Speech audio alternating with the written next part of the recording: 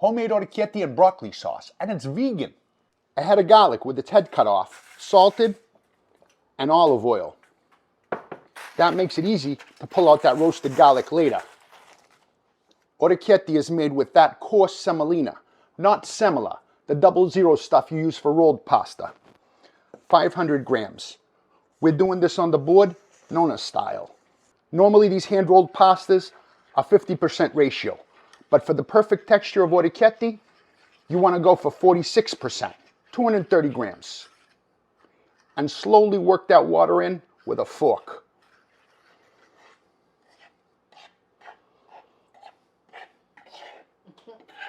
Don't do what I just did and let it run all over the board.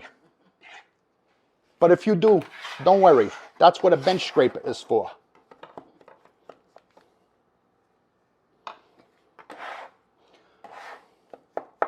The bench scrapers make it easy to incorporate the water anyway. But this is pasta. Eventually, you gotta go to your hands.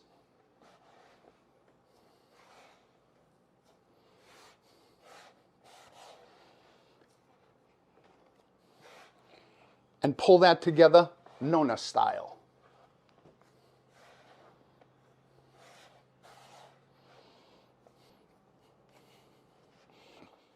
The high gluten of semolina can be worked by hand without eggs. Working the gluten in semolina takes time. You're not going to get it smooth the first pass. Wrap it in plastic, we got to give that dough a little time. That dough is hydrated and relaxed, but it's time to work it on the board Nonna style. Nonna didn't use a macchina. Just keep turning and working. Just a couple, 2-3 minutes, and that dough is smooth already. But we need that to relax for at least half an hour before we can work with it. Italians say salt your water like the sea. And add all that broccoli, stems and all. Those stems got good flavor. You don't want to omit them. Maybe pull out a couple of florets for garnish later. But the rest of this, you really want to cook. You want that broccoli thoroughly cooked because we're just going to make it smooth. And that roasted garlic is perfect.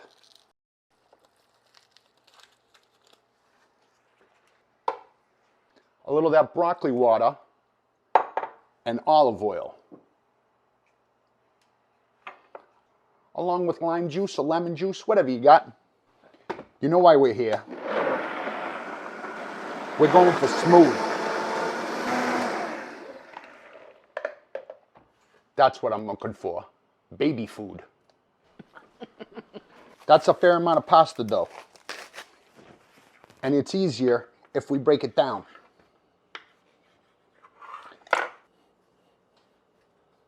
And then we're going to roll it into logs. Nonna would say roll out the snakes, and you want them like the size of your pinky finger. And Nonna always used a butter knife. Any butter knife will do. Cut your individual orecchiette. Use your knife like an extruder, pressing against the board. You're looking for that perfect orecchiette texture. What'd I tell you? 46%. The key to making orecchiette is working the dough a little at a time and keeping it covered. But if it starts sliding when you're rolling, use a little water as needed. See? There you go. After doing these a while, you get quick. Nonna was like lightning. Finally, the last of the orecchiette. And whatever I don't use, I can dry or keep in the freezer. The ones I'm going to cook now are going right in the broccoli water. These are going to dry, but they're going to take longer to cook later. Don't forget. The key to cooking orecchiette is cooking in a lot of water, salted like the sea. Of course, we're not going to just toss that orecchiette with creamy broccoli. We're going to need more garlic, with pepperoncino this time. Nothing smells like garlic getting golden brown. Now you can add that sauce. Those little ears are cooked, but they're going to need a little pasta water.